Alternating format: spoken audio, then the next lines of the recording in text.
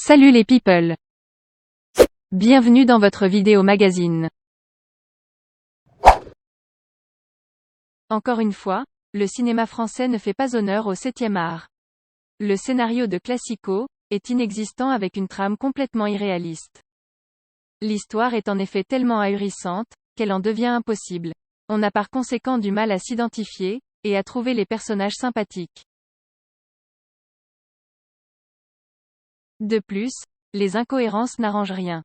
En effet, comment croire une seconde qu'Ahmed Silla puisse prendre la place d'un artiste argentin? Un artiste argentin qu'il rencontre devant un food truck, et qui n'a pas d'argent pour se payer un hot dog. Pourtant, il a un pass pour entrer dans les loges présidentielles du Parc des Princes où il est attendu, et où il peut manger des petits fours et boire du champagne à volonté, mais monsieur l'artiste préfère le food truck alors qu'il n'a pas de quoi payer.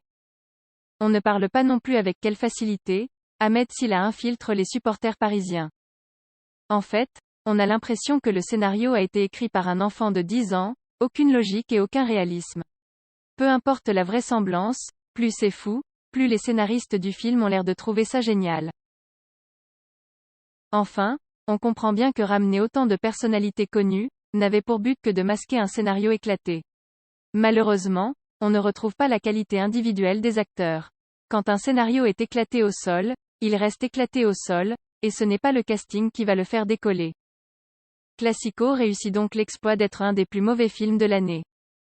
Nul doute que les acteurs ont senti que le film ne volait pas haut, et qu'ils n'ont accepté de participer à ce projet que pour le cachet. Malheureusement, en ce qui nous concerne, nous ne sommes pas payés pour regarder ce navet. Merci d'avoir regardé. Abonnez-vous et à très bientôt pour encore d'autres vidéos.